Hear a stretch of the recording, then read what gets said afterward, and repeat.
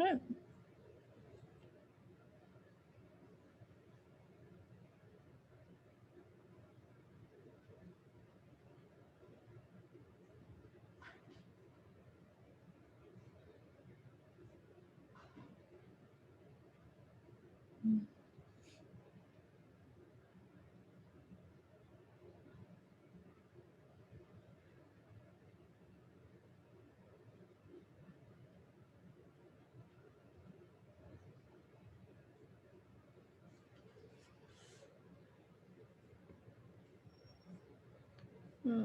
Well, this is dumb. Whatever.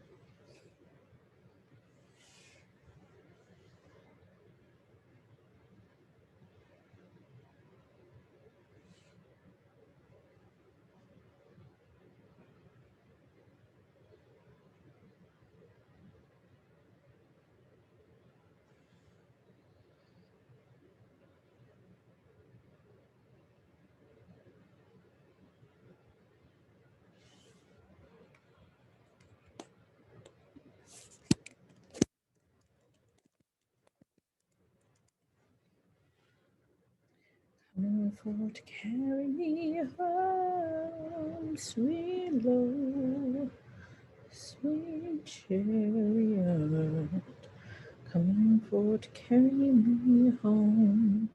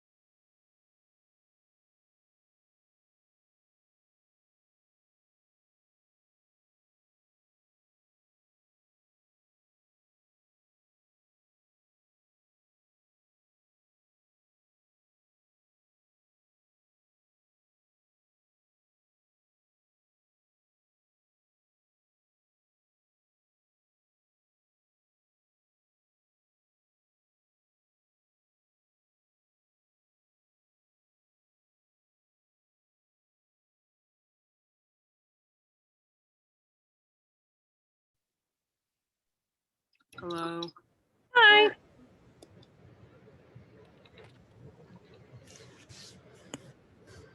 How are you folks? I'm I got a good. doctor's My appointment dog after this keeps class, so whining because she wants to yay. get on my bed. And I know she's able to do it by herself because she got up on my bed and peed on it last week. Yeah. She's just like begging me to pick her up. Dogs are so weird like that. My mom's dog does the same thing. He'll act like he can't get up on a thing. And I'm like, you were just up on this thing. You She's don't need me to pick like, you up. she's like just fine. Oh my gosh, that little face. What is her name? Finally working. Her name is Chelsea, but we call her Tootie because she's fat and she That's fair. farts a lot. Mm-hmm.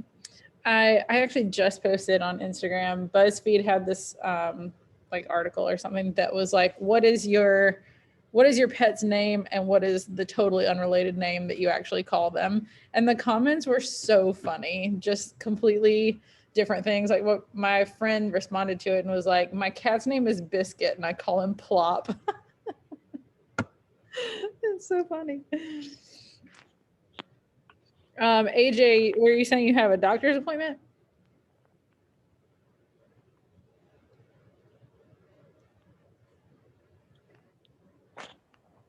Like you started to say something, but Well, my Canvas is working now.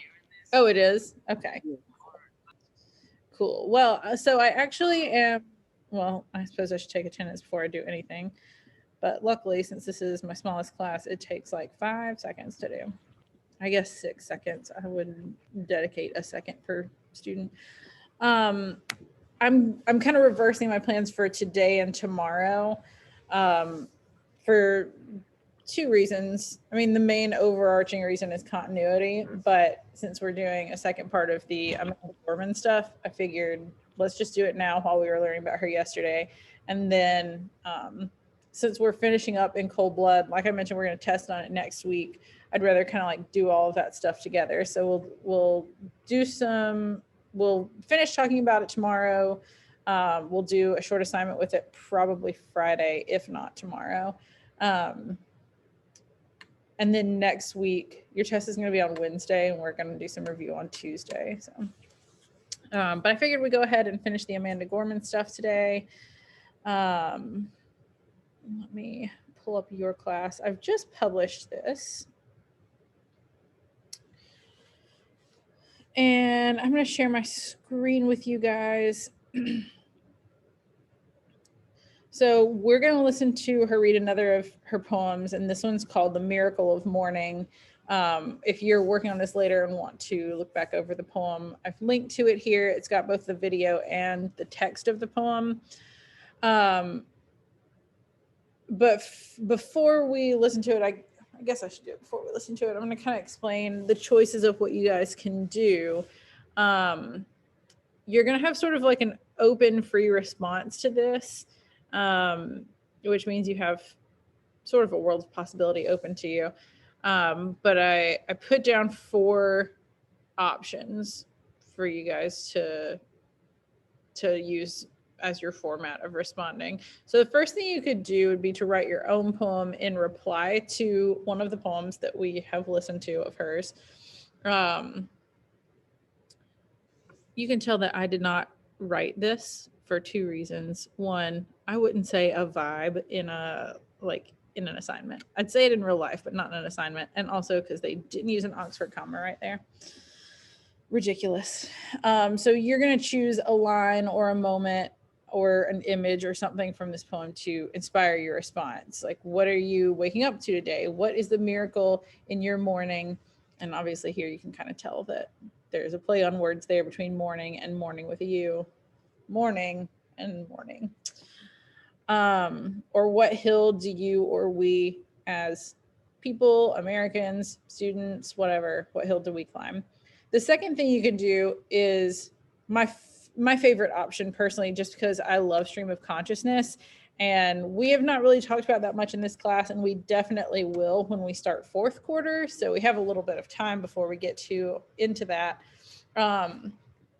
But stream of consciousness is really fun and something that students usually wind up loving to do, because basically it's just like word vomit. The point of stream of consciousness is to replicate your internal monologue, which means if you change topics mid-sentence, then that's what you should write down. There's less attention that needs to be paid to grammar and spelling and structure and all those things that we care about a lot when we're writing essays, but stream of consciousness, we don't care about those things. It's meant to, your pen or your fingers if you're typing is really just meant to be like a conduit between your brain and the page. So you're just kind of spitting out whatever comes to mind in relation to this particular poem. Actually, like, it's been a few years since I did this, but I used to do free write Fridays in a couple of my classes, which was so fun. And basically, like, on Fridays, whatever you wanted to write about, you would just spend the class time writing, and or not the whole class, but like 20-25 minutes.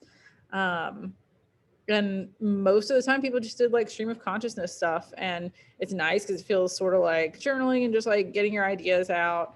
And we would, like, as long as you were writing, you get the credit for it. If you wrote like 2 sentences, that wasn't going to be enough, but that's not what we're doing. But I just wanted to kind of illustrate some stream of consciousness a little bit better. Or you could write a tribute, since both of these are kind of tributes. She wrote the one we're about to listen to in the spring of 2020 when COVID was kind of at its height. So you could write a tribute, which can look however you want it to, in honor of someone you know, either in memory of, in praise of, or in appreciation of this person. And in the one that we looked at yesterday, she says, "We, the successors of a country and the time where a skinny Black girl descended from slaves and raised by a single mother can dream of becoming president, only to find herself reciting for one." So that's like a huge hill for her to climb, and for America to have climbed to get to that point where it's cool for that to happen. So your option there is to write in tribute to those who came before you or who climbed a hill alongside you or ahead of you. So remember that, like I mentioned yesterday, this response is going to be graded in conjunction with the analysis of the poem we heard on Tuesday. I had said that it was due Friday.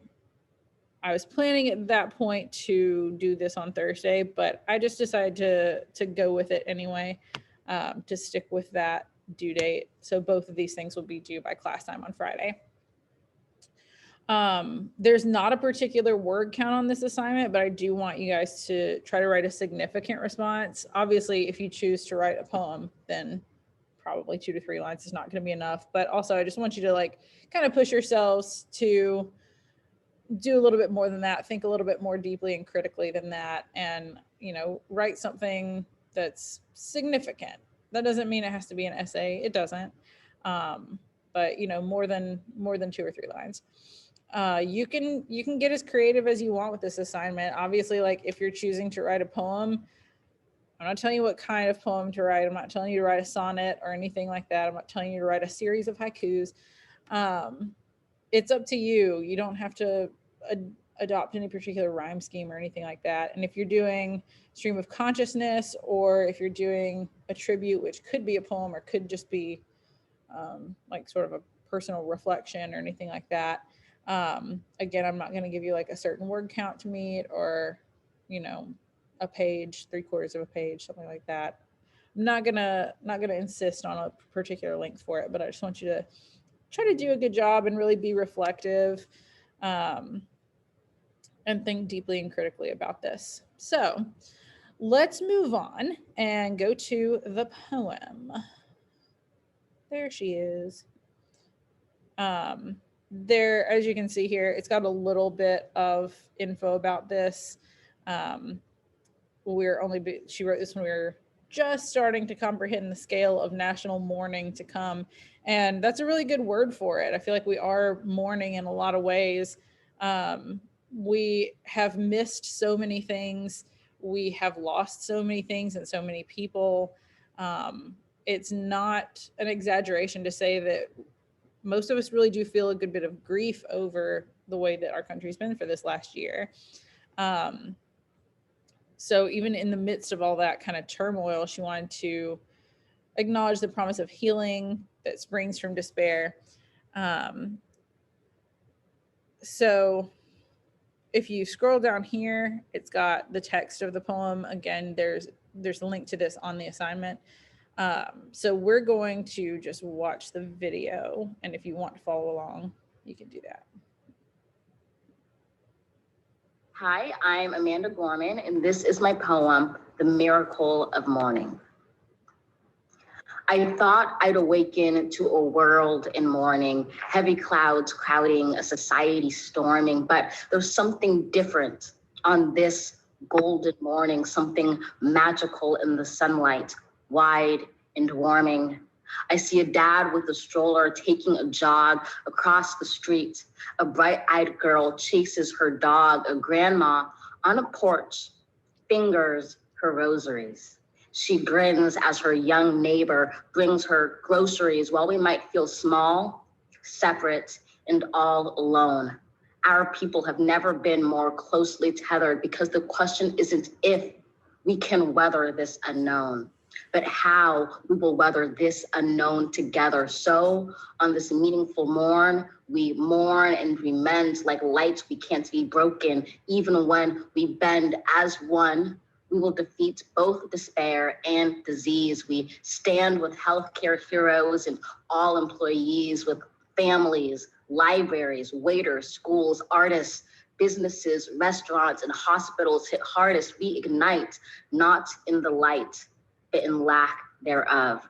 For it is in loss that we truly learn to love. In this chaos, we will discover clarity. In suffering, we must find solidarity, for it's our grief that gives us our gratitude, shows us how to find hope if we ever shall lose it. So ensure that this ache wasn't endured in vain. Do not ignore the pain. Give it purpose, use it, read children's books, dance alone to DJ music. Know that this distance will make our hearts grow fonder. From a wave of woes, our world will emerge stronger. We'll observe how the burdens braved by humankind are also the moments that make us humans kind. Let each dawn find us courageous, brought closer, heeding the light before the fight is over. When this ends, we'll smile sweetly, finally seeing, in testing times, we became the best of beings. Nice. All right. Sorry about all those pop-ups at the end there. Not pop-ups, but whatever they are. Okay, so before I let you guys go, I just wanted to reiterate the two things that you have to do if you have not already turned in the questions from yesterday's reading. You have that, which is 4 questions-ish, 4 to 5. And this is much more of a free response. So you can basically respond to this however you want to. The options that I gave you guys, 4 different options, is really just sort of like, sometimes when you say respond to this however you want, people don't really know where to start. So I want to be sure to like give you guys a few options to kind of get you started. Like I said, it's due Friday, but you have so much time right now. You could definitely get them both done. And don't forget to make sure that you're ready to talk, or at least type, about In Cold Blood tomorrow. So I'm going to go ahead and turn my stuff off. If you guys want to hang out and ask any questions or run ideas past me, totally fine. You can also feel free to leave and work independently.